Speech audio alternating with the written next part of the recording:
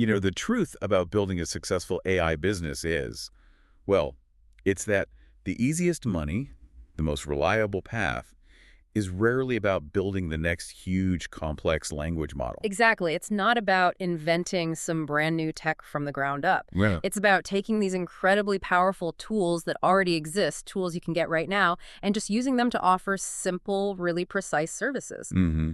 We're talking about quietly and efficiently making a lot of money just by solving problems people already have. Welcome to the deep dive. Today we're doing a really rigorous analysis of the 2026 AI business blueprint. Yeah. And if you're listening, you're probably here for a quick but thorough understanding of some high-potential business models. And that's exactly what we're going to do. Our mission here is to distill everything into 6 specific service models. Okay. And they all use AI purely as a tool, like a force multiplier, to Yeah. solve what you could call boring problems, Right. the kinds of problems that people with cash but no time will happily pay to solve. So this dive is going to give you the full picture. We're talking tools, workflows, even pricing, so you can figure out which opportunity really fits your own skills. Yep. Everything from a zero-cost startup to, those really high-value consulting gigs. Let's just jump right in with the easiest one. Okay, kicking off with the model that has the least friction, the lowest cost to get started,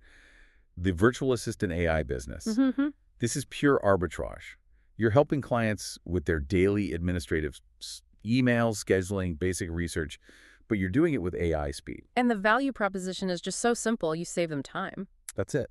I mean, busy business owners, executives, they all have this one pain point. They hate spending 30 minutes booking a dinner or staring at 200 emails before their day even starts. They'll happily pay to get that mental load off their plate. And the magic here is that these AI tools let one person do the work of, like, 3 traditional assistants. So you're faster, probably cheaper, and your profit margins are huge because your main cost is just a monthly subscription to an LLM. So what does that starter kit even look like? It's pretty simple. You need a good large language model, so, ChatGPT or Gemini for summarizing and drafting things. Okay. Then something for task management, like Fixer and the basics, Google Calendar and Gmail. That's really it. Let's walk through that dinner party example because it shows the speed so well. Yeah, this is a classic. A client sends you a messy voice message. They want an Italian dinner, 4 people, next Friday, city center, under $200, and it has to have a private room. Oh, and you have to draft the invitation too? Right. The old way, without AI, that's easily 2, maybe 3 hours of searching, reading reviews, calling places, drafting emails. It's a slog. It's a whole afternoon? The AI way. Yeah. You just feed one single comprehensive prompt to your language model, telling it to act like a professional executive assistant. And what comes out? It spits out the top 3 restaurant options, name, address, review, number, and it drafts the perfect professional invitation email to the partner, Mr. John. So you've just reduced a 3-hour task to maybe 15 minutes. 15 minutes total? That's an incredible leverage point. And the source material is really clear on how to get clients for this. Yeah. Target real estate agents, they're always busy, always in their cars, and totally swamped with messages. So the strategy is to offer to handle their emails and scheduling for 3 days for free, with the guarantee that you'll save them at least an hour a day. So how crucial is that initial 3-day free offer to actually proving the value of this speed? Well, the thinking is that that free sample provides undeniable, immediate proof of time saved. Okay, so let's move on. If you like that idea of growth, but you're more of a process person, the next logical step is the content repurposing AI business. Let's unpack that. This is perfect if you like video and the whole creator economy. It solves a huge kind of hidden problem. Most YouTubers, for instance, are great at making long 60-minute videos. Right. But then they are completely burned out. They have no energy left to cut that video into short clips for TikTok or Instagram. So you step in to solve their distribution problem. You get them more views and more followers without them having to do any more work. You become their growth partner. And the tools for this are they're game changers. Opus Clip is the big one. How does that work? You literally paste in a YouTube link, and it automatically finds the best parts, cuts them up, and adds captions. It's amazing. And then there's Descript, which is even more wild. It transcribes the video, and you can edit the video just by editing the text. Yeah, you delete a sentence in the transcript, and poof, that clip is gone from the actual video file. That's incredible. So you're not selling video editing anymore? No, absolutely not. You are strategically selling audience growth. And the monetization scales really well with that. You could start with a basic package, maybe $500 a month. One long video a week becomes 5 short clips. But the real money is in a growth package, maybe $2,000 a month. You take 4 long videos and turn them into 30 short clips, plus you create LinkedIn posts from them. I mean, just one of those clips going viral could be worth thousands to the client. It's funny, I still wrestle with prompt drift myself sometimes, just trying to find the focus.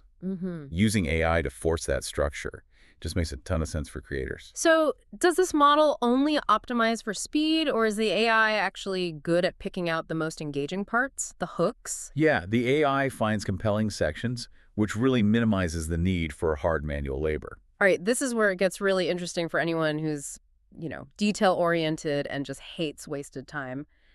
The automation agency. This one is all about efficiency. The sad reality is that a lot of small and medium-sized businesses do things the hard way. They have so many internal inefficiencies. Oh, absolutely. Think about it. A new customer fills out a form online. Someone has to literally copy their name from an email into Excel. Then copy it again into the accounting software for an invoice. Right, and then copy it again into WhatsApp to send a welcome message. It's slow, it's boring, and it's so easy to make a mistake. So that's the leak that the automation business plugs. Let's define the jargon here. What exactly is automation in this context? It's basically just connecting different software applications so that data moves and actions happen automatically. It's like stacking Lego blocks of data. And what are the tools for that? So here we move beyond the basic LLMs. You're using tools like Zapier, which connects most common apps, or Make, which is more visual and powerful for complex flows. You can even bring in voice AI. For sure. Tools like your Atlas for answering phones. But the core is a logic platform, something like NAN, that lets you build these custom workflows. Okay, let's use the beauty spa example. A typical small business, probably losing customers because they're just overwhelmed. The problem is universal. The receptionist is busy with people in the spa, so they're too slow to reply to messages on Facebook or Instagram. And they lose that customer to a competitor who replies in 5 minutes. Exactly. So the solution you build is an AI system. Using a platform like NA, it instantly reads that Facebook message, say, I need a pedicure on Tuesday, and replies with the price list in 5 seconds. And if the customer says yes? The AI books them directly into the Google Calendar. And then 2 hours before the appointment, it automatically sends a text reminder. No human involved. So that system becomes a huge competitive advantage for the spa. And the pricing for this model, it has to reflect that value. Absolutely. A setup fee, maybe $3,000 to build the system. Then a monthly fee, say $500 for maintenance. That system pays for itself in just a couple of weeks. So what's the primary psychological barrier preventing small business owners from adopting these automated fixes? It's the fear of complexity. They need a proven solution that requires minimal effort from them. Okay, moving on. If you like sales, the thrill of the hunt, lead generation, is incredibly profitable. Every single business needs leads. And the big shift here is moving away from spam. The old way was buying a huge email list and blasting out a generic message to 10,000 people. With a reply rate of almost 0. Right.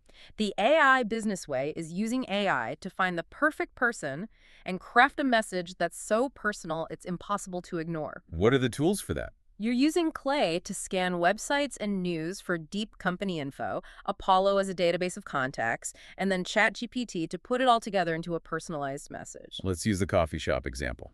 Your client sells scheduling software. Okay, so you use Apollo to find every new coffee shop that opened in the last month.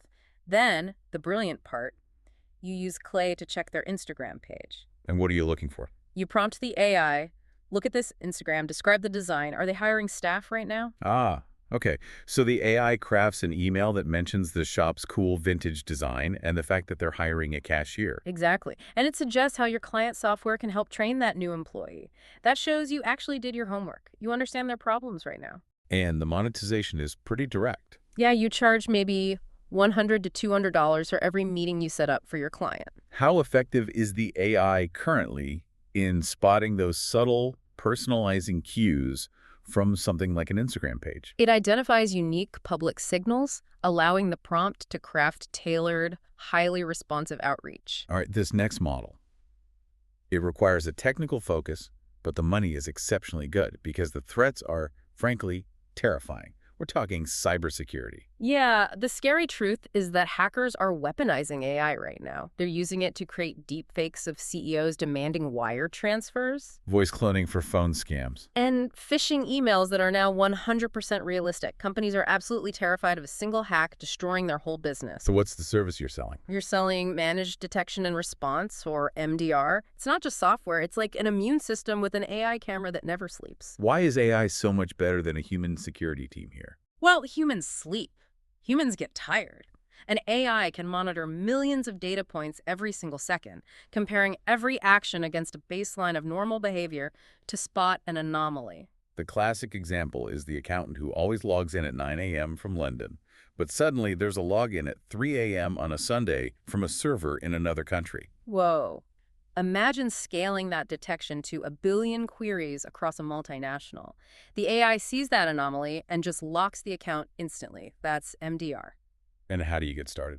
The sources suggest getting a certificate like Compliance.Security plus OIA to learn the fundamentals. Then you partner with the big companies, Sentinel, CrowdStrike. You manage their software for clients. You sell safety and peace of mind. Given the inherent technical difficulty, is partnering with a major vendor absolutely essential for a beginner? Yes, partnering is key.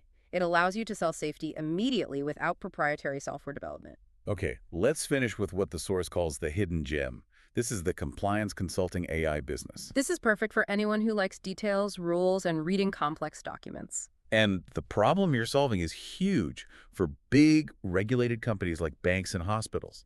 They want to use AI to cut costs, but they are terrified of breaking the law. The risks are massive. A bank's AI could deny loans to a specific group, leading to a huge discrimination lawsuit. Or a hospital employee puts patient names into a free AI tool and instantly breaks privacy laws. Exactly. So they need someone to make sure their AI use is safe, ethical, and above all, legal. You offer AI audits. And the deliverables are pretty high value. Extremely high value. You're writing rule books for them, checking their systems against new laws like the EU AI Act, and training their staff. And because the clients are these big institutions with massive legal budgets, the income potential is fantastic. One project can easily pay $20,000 to $50,000. You only need 2 or 3 of those a year for a great income. What specific foundational knowledge should someone acquire first to credibly offer this high-value auditing service? They must develop a deep understanding of current privacy laws and ethical governance frameworks. So after all that,